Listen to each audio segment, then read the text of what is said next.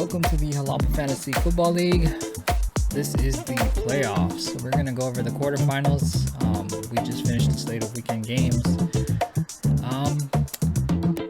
The fantasy football games turned out to be pretty much duds. They weren't as exciting as they could have been. Nothing really went down to the wire. Everything was actually just settled by yesterday.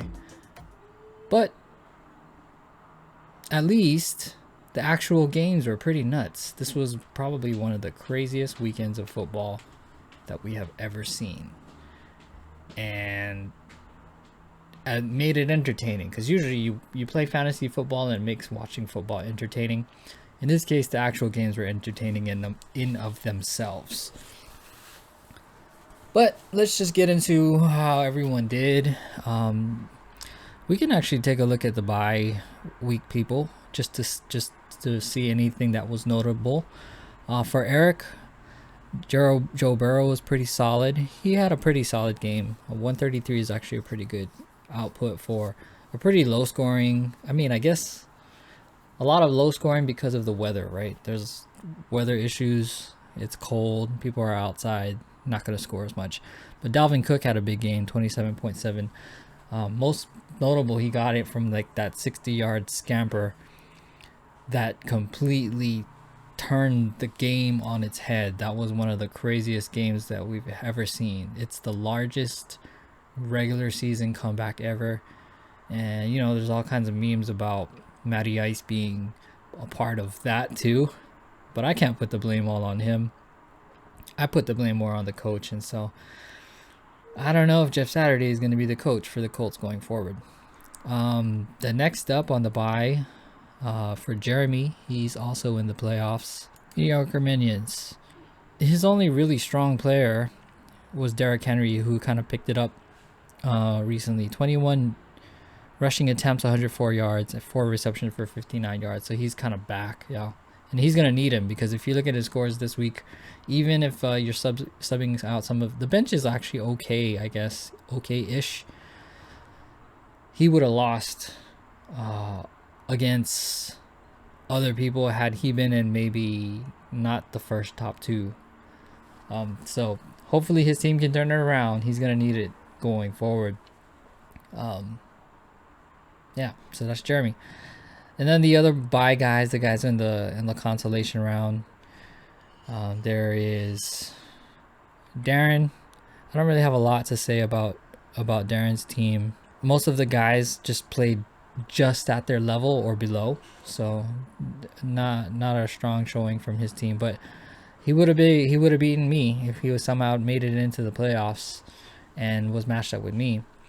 The other one is Gary, who had 121.2 points, which is actually pretty decent.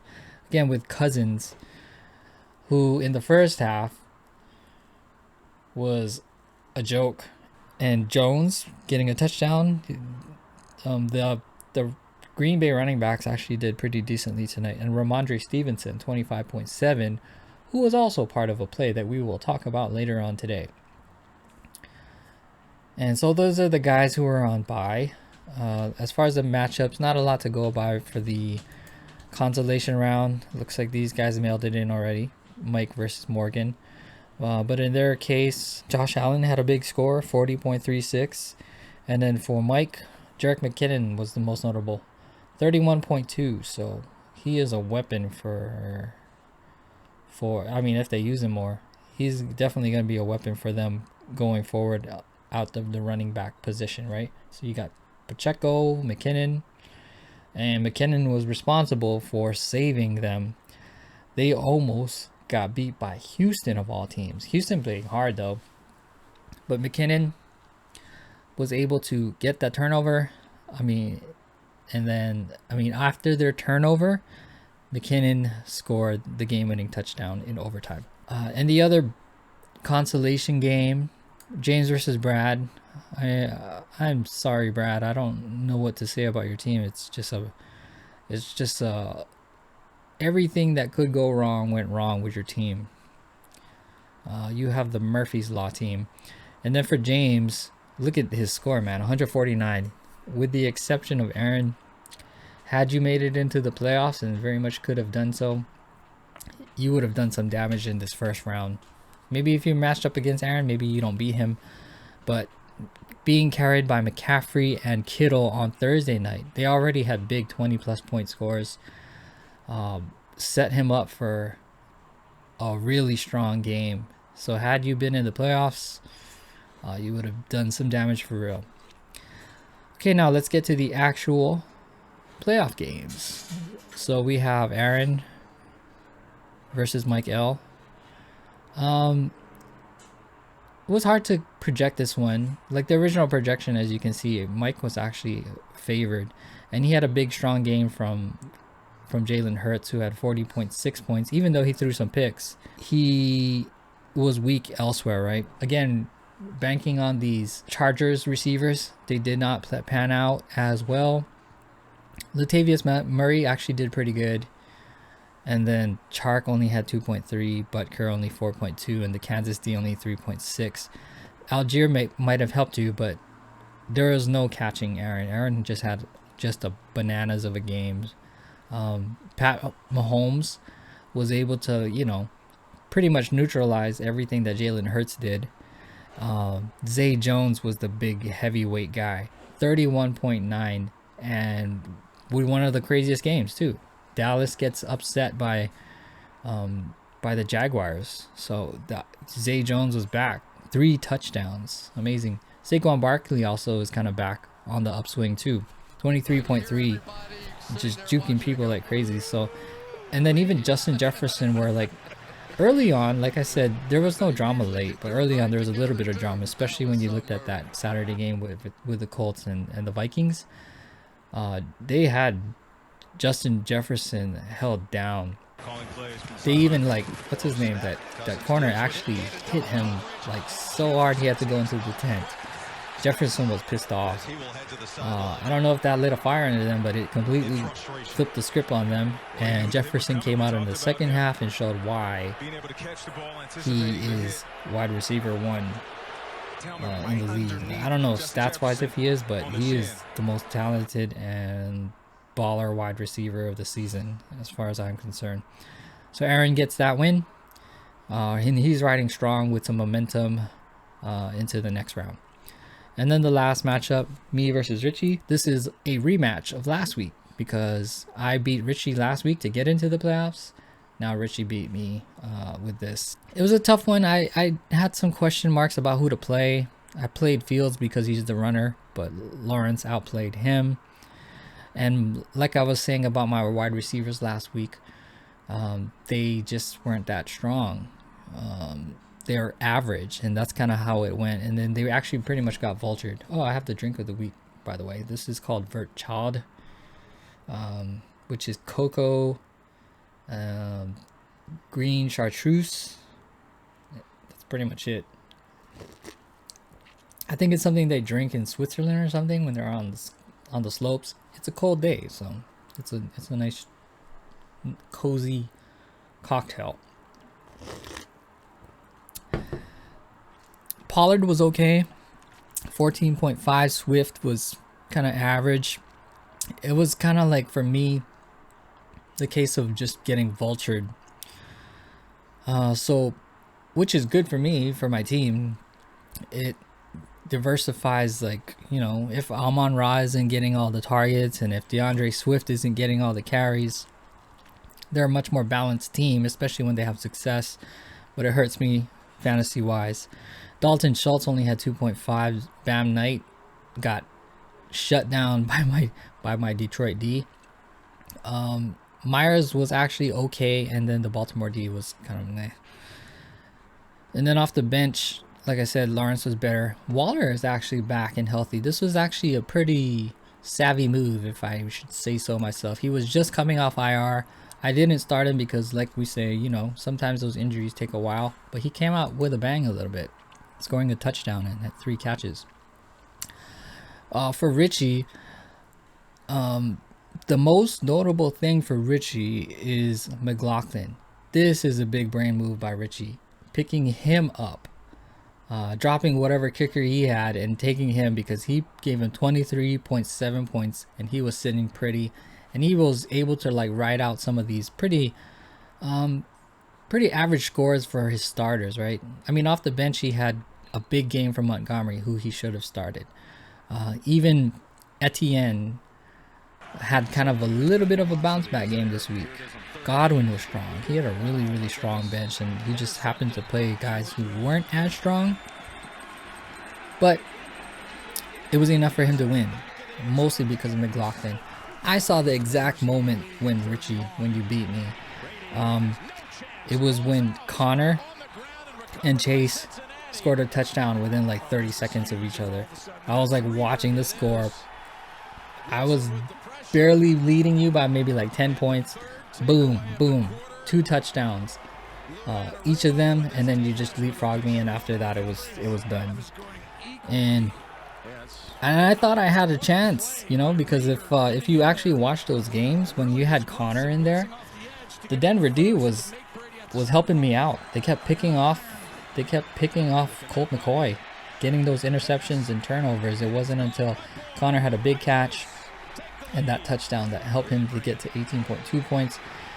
And even worse, man, Tampa Bay. I'm pissed off at the Tampa Bay D because it wasn't as bad as the Colts game, but Tampa Bay had Cincinnati dead to rights. They had a nice big lead on them, but they kept turning the ball over, and it was like close calls, right? Touchdown to Boyd, touchdown to Higgins, big play to the other guys. Chase only getting these small little catches, but by giving them the ball over and over and over, it was only a matter of time when Chase finally got that touchdown. It's like, thank you, Tampa Bay. You just gave them every opportunity to help Richie win, and he did. So good job with Richie. What's actually kind of interesting though is like if Richie doesn't make any moves, and I make moves, right? If I take Trevor Lawrence instead of Justin Fields, if I swapping out Darren Waller for Dalton Schultz, which is again kind of questionable but okay, and the one that I would probably never have make is Pickens over Bam Knight, I actually get more points. My score would actually be 115.22, and I would have the win with those 3 moves. But I didn't make the moves. They weren't as obvious moves to make, and Richie did just enough to get the win. If Richie actually maximizes his points, he's just one of the highest scoring teams of the week. But congrats to Richie, and he moves on. At least for me, the Lions win, and they can actually make the playoffs. They're one of the big stories of the week, actually of the past few weeks, because they started out 1-6, and everyone's like, fire Dan Campbell. Blah, blah. Actually, if you guys know Dan Campbell and then like true Lions fans, and you're like, I mean, we're like, okay, this is bad, but he's still a good coach, and they should ride it out with him. The owner was like, yeah, we're gonna stick it out with him. So at least internally, we're like, yeah, this is fine. We're just gonna get a high draft pick, I guess. Since then, after getting blanked by the Patriots, and then just barely losing to the Cowboys after a bye week, they went 6-1. Their only loss was a heartbreaker to the Bills, and so they're now 7-7. Tied with Seattle. Seattle has the tiebreaker, but Seattle has a tough schedule, and everyone above them has a tough schedule. So it really looks like they can make the playoffs. So I'm super excited for that. And then who would have thought, right? As far as the draft picks go, we're expecting the Lions to have a high draft pick, and then the Rams, which is what they traded to get Goff, and they sent Stafford to go get the Super Bowl. It's flip-flop, and so we're rooting for the Rams to keep losing so that we can get a way higher draft pick, and it would be hilarious. This is not what we expected, but it is certainly working out, and it's pretty awesome to be a Lions fan this year. Like we said, they're a good team. They're just not like force-feeding the stars. It's balanced. They get vultured. My team gets vultured, but at least they can make the playoffs. I mean, they played the Jets. Jets is a strong D, but they called this gutsy play on 4th down. They call a play with 4th and inches. It looks like they're going to sell out for the run. They get it to Brock Wright. Brock Wright rumbles for 51 yards for a touchdown, and that gets them the win. Drama doesn't end there, but long story short, they get the win, 7-7. We have a good chance to make the playoffs. But that wasn't the only craziness. Like we said, the Vikings versus the Colts. That first half, the Vikings looked like frauds. Everyone was like, "Oh my goodness!" It was so sad to see them like botch so many plays. But in the second half, Colts are like, "Hold my beer." Jeff Saturday coached them to lose, even with a 33-point lead. 33-0. The final score was like 36-39 or something. But it was, I could not believe that loss. And that was just one of the crazy. And then it was sad for, like we said earlier, sad for Matt Ryan. He's poor guy. He's part of 2 of the worst losses in history. The wrong side of the worst comebacks in history. And there's so many interesting storylines tied to it. You can guys look at it. But it wasn't just the games too, right? One of them is, Gary was about to witness his Raiders spectacularly lose again. Like they just gave up a touchdown in the waning minutes of the game, which tied the game, and they're set up to do maybe go into overtime. But that set the stage for the dumbest play in history. With no time left, they get the ball down. Ramondre Stevenson is running it. He runs it past. For whatever reason, he laterals it. And then Jacoby Myers starts running backwards and decides to risk it all and lateral it again to Mac Jones. Instead, Chandler Jones intercepts it and then runs it back for a touchdown. Gary, you get the win. So that was just one of the craziest plays I've ever witnessed. And it was like, why? Why even do that? And even in Monday Night Football, there was a lateral again. And I'm like, hello, did we not learn? Did you guys not learn? Thankfully, I would never believe I would say this. Thankfully, the Green Bay Packers beat the Rams because that helps the Lions draft pick. But they were able to pull it out. Now, we're happy to point out the low IQ stuff, so at least we should give praise to the big brain moves. There was a pretty cool play with the Titans, which we pulled off a crazy interception. Defensive back is falling out of bounds, catches the interception. He's about to go out. He laterals it back inbounds, and then the interception stands. But too bad for the Titans, they lost. It was a tough loss for them. But anyways, that was the conclusion of the wild week of football. We look forward to the semifinals next week, where Richie will face Eric and Aaron will face Jeremy. And we will find out in 2 weeks who our new champion is. All right, see ya.